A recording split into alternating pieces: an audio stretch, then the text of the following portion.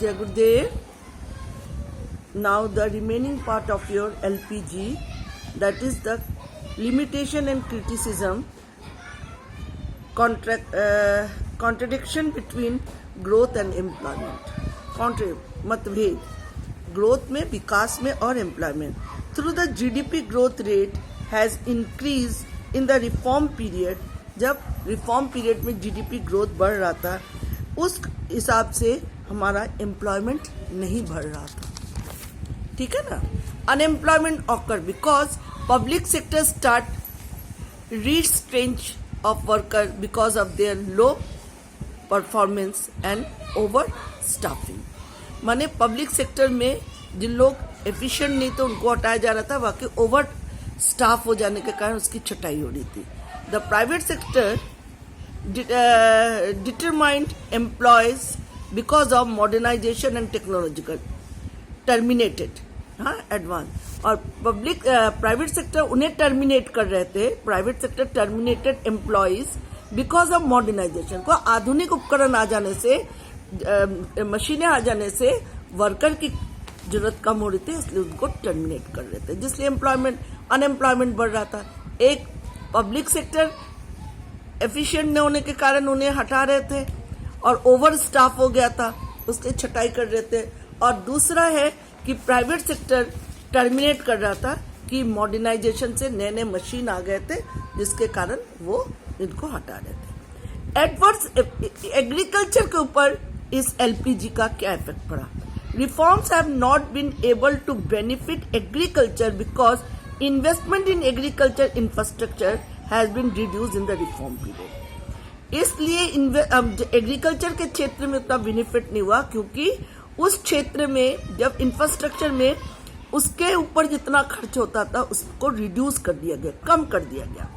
Remove of fertiliser को हटा दिया गया.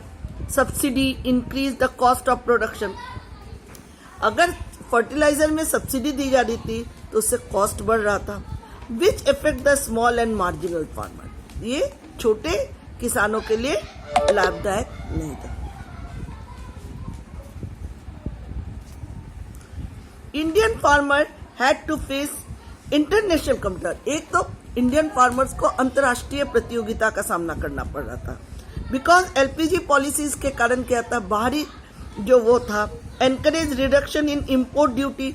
तो बाहर से लोग आ रहे थे, वो अपना व्यवसाय लगा रहे थे, नई नई चीजें आविष्कार हुई थी, जो सस्ते में मिल रहा था, पब्लिक उसको ले रही थी, जिसके कारण हमारा डोमेस्टिक क्षेत्र में एग्रीकल्चर पे Indian farmer had to face international competition because LPG policy which encouraged reduction in import duty on agriculture product removed the minimum support price. ठीक है ना. तो कह रहे कि रिडक्शन इन इम्पोर्ट ड्यूटी अब सस्ती हो गई थी एग्रीकल्चर के क्षेत्र में. Production remove to minimum support price. There was more focus on production of cash crop. अब इन लोग एग्रीकल्चर में भी उस क्रॉप्स के ऊपर ज्यादा जोर दे रहे थे जो कमर्शियल थे, जिससे पैसा था. Instead production of food grains के ऊपर ज्यादा ध्यान नहीं दे रहे थे. Because of export oriented policy strategy in agriculture it resulted increase in price of food grains.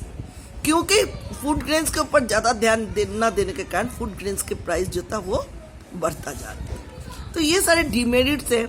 Low level of industrial growth.